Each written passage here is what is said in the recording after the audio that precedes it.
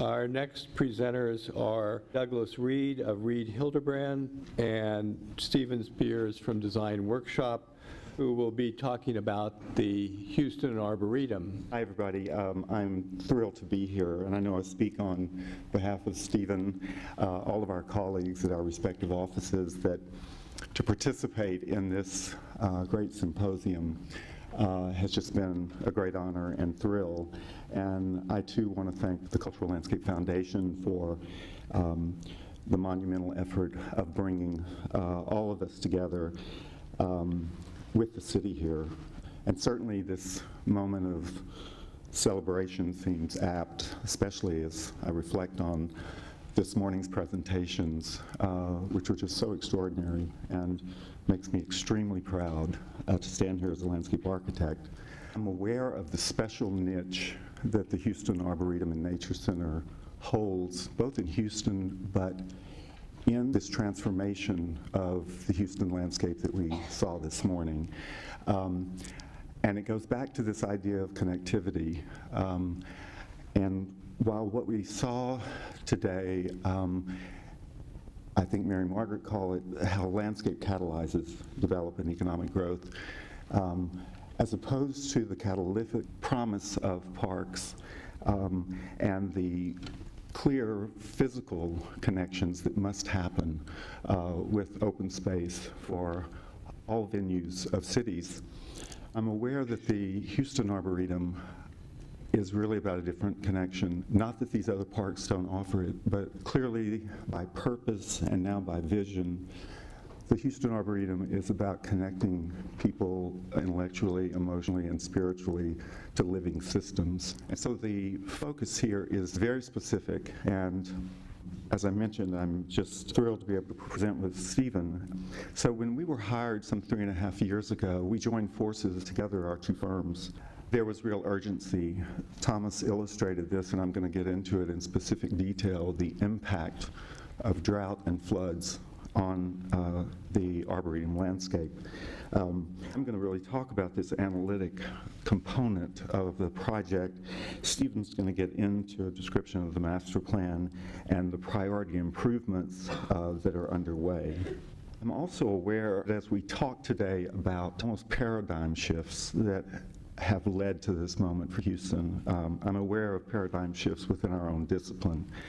And probably the most significant one for me in my career has been to watch the advancements of science affect our field. And so as I go through this, please know I'm not going to go through all of our consultant team. It was huge. These are tremendous experts in their fields, in ecology and soils, hydrology, forestry, it goes on.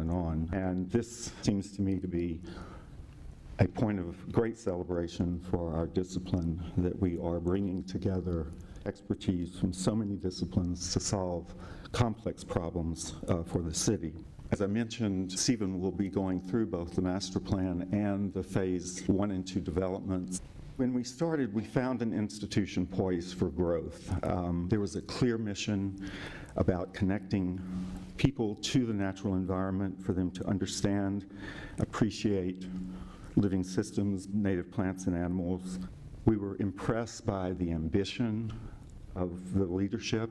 This is no surprise for Houston, but also by the dedication of staff and board. Hank, as we call it, the Houston Arboretum and Nature Center, has a devoted following. The volunteers here were some of the most loyal, committed, and knowledgeable of any support group we have experienced. And so we were really compelled by this urgent and vexing problem, really ecological devastation writ large over these 150 acres, or by extension throughout all of the region that includes Memorial Park, by this coupling of drought and unprecedented storms. We knew we must find out why this happened, what the impact of this was, in order to generate meaningful, relevant, and a responsible direction for Hank's future. And in that way, we saw it as a plan for climate adaptation. There were two key questions for us. How do we restart this landscape, reset it, as Thomas said, for ecological health and spatial beauty, and nurture it as a diverse and resilient resource. This was our primary driver. But then, how do we interpret the story of renewal as part of a new narrative for the Arboretum, in effect forming a unique identity for the institution and expanding opportunities for their visitor experience and education? I'd like to go through the forensics, really, the diagnostics that took place in order to understand the impact of drought and flooding here. As Thomas mentioned, Houston occupies, this is in the upper left, occupies a really unusual and unique situation at the confluence of 4 ecoregions within the state that are historical patterns that we wanted to understand. And then, of course, the location within Memorial Park on the Hare and Hare Plan and along Buffalo Bayou. These are old images from 1904 of some of the grasslands, the prairies that existed prior to Houston's really expansion. We wanted to understand these root causes. So first of all, we knew the site was predominantly flat, that it likely had a lot to do with vegetation's demise, that with the exception of the slopes carved by the bayou and some tributaries, it was a very level site. Beyond that, we discovered, again through this tremendous expertise of the team, this micro-topography, what is called in the Arboretum the pimple-dimple landscape, that within this level expanse, there is pockets of inches of rise, some 6 inches, sometimes a little more, and sometimes little depressions that populate this whole area and that have affected the growth and maturation of the vegetation of the Arboretum over the years. It's also what plays into a key role of why there was so much loss. The watershed showing areas that drain internally and are not free-flowing. The soils, essentially 2 soil types that are very much related to the possibility of renewing new ecologies or restarting new ecologies here. The Canopy Mortality, which was shown very graphically in Thomas's aerial, that we tried to map and represent throughout the Arboretum's landholding. And then conversely, the canopy strongholds, those things that manage, those species and population communities that manage to survive. And then here is the way we conceptualize determining suitable areas for these different, the expression and development of these different ecologies. And so when we're dealing with the prairie savanna, the pine hardwood forest, the bottomland forest, the riparian systems, the bog and the motte, we are showing how these different, whether it's soils, topography, internal draining, the pimples and dimples, how all of these things are suitable to these specific conditions on the site. And so by combining all of these things, we were able to indicate here in these different zones where it was most suitable to begin a program of implementing a rich and diverse set of habitats across the Arboretum that would be resilient. And so the illustrative there is really showing the organization, the spatial form that we gave to this set of ecological zones developed across the site. And then to really think about this not only as a capital project, which of course there will be components of this that are, but one that is achieved through management. And so we're looking over time here, the existing conditions, the decline of the loss of canopy, the different coverages that are occurring as we move into the clearing, the resetting, what emerges, and then finally on the far right, the maturing spatial form and diversity of the Arboretum.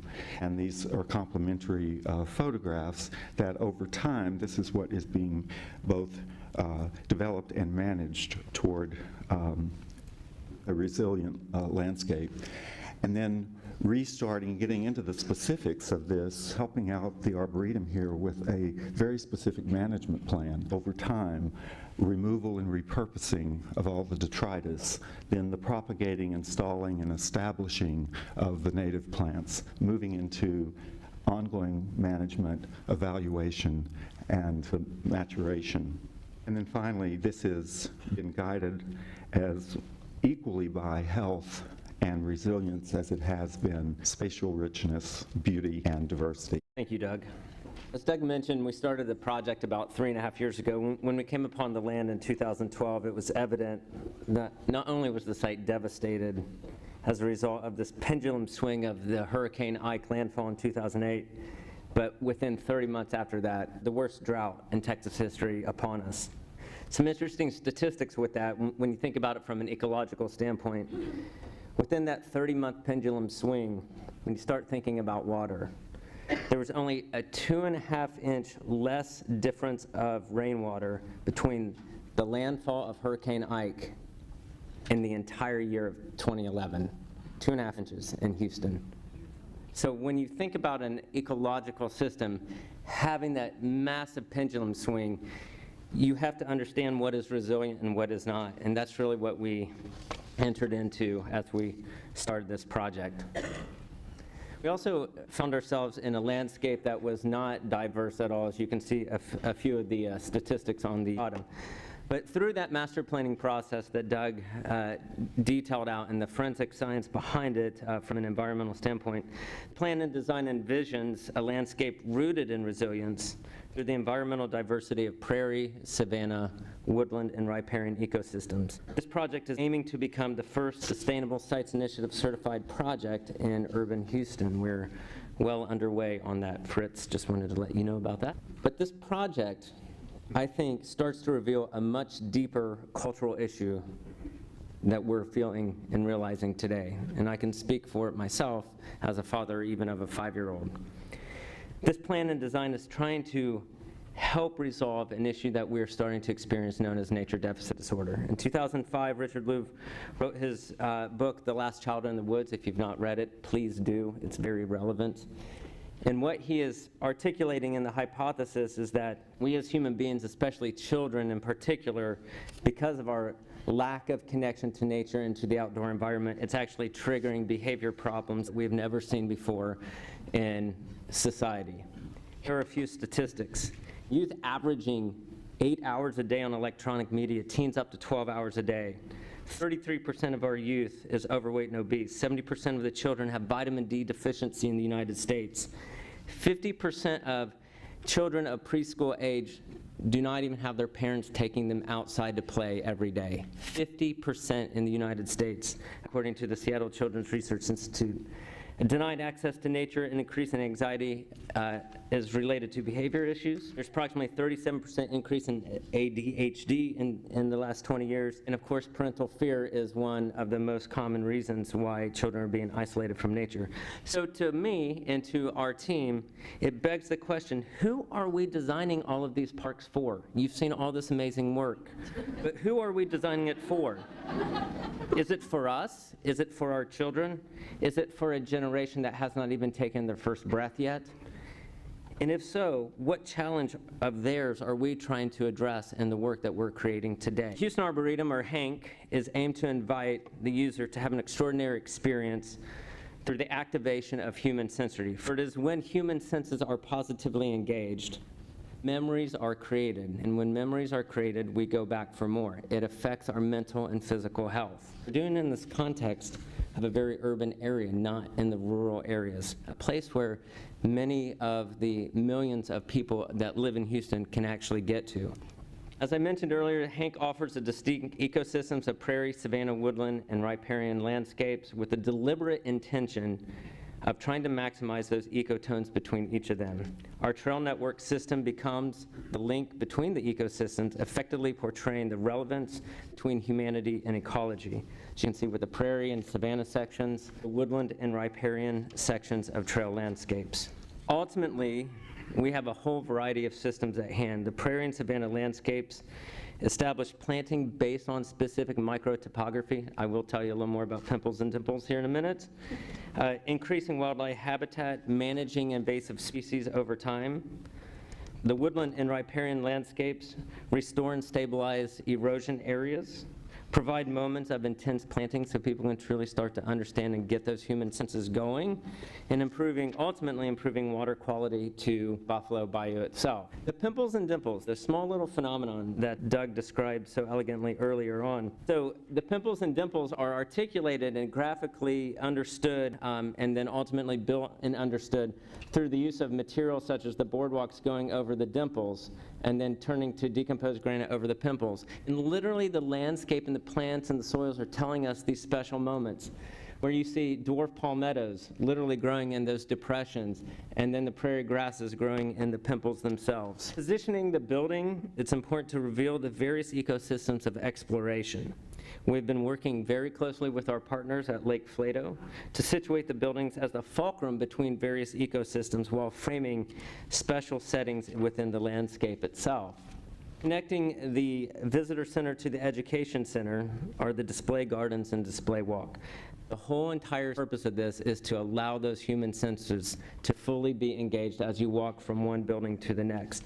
It's a very relevant and important part of the project. In the northwest corner of the project, we actually have an old tributary of Buffalo Bayou that is remnants, almost this environmental artifact to the site. We're purposely engaging that with the buildings and the trail network itself. It's one of the few places in all of Memorial Park, because remember the site is part of Memorial Park, where you have vast topography that you can truly nestle yourself down into the landscape itself. On the western edge of the park, we have a shared use pathway that's part of a much larger Bayou Regional Trail network. The shared use path along that western edge is truly a transect through those 4 different ecosystems that I described earlier. But the bridge structure itself that goes over the Northwest Ravine is inspired by the movement and structure of the monarch caterpillar, hence the rings that you see here, which is very important to the larger Texas landscape, as the monarch is the signature butterfly that migrates through this area over time. But at the end of all this effort is our goal, truly our goal here, to see the fireflies return, actively return to the prairie, so that children can once again experience the same things that we did as children, and being able to see those fireflies light up at night and make sure that it is important for that generation and many, many generations to come. In conclusion, I can't help but step back and acknowledge the entire philanthropy and leadership associated with this project itself. Debbie Markey, the executive director, who I think is here in the audience, has been a wonderful leader, a tireless leader pushing this project forward, and her entire team, as well as the Houston Arboretum and Nature Center board. This project would not be real without it. And then finally, just a list of some of the donors that have contributed their money, time, and efforts in order to make this project successful. Thank you very much.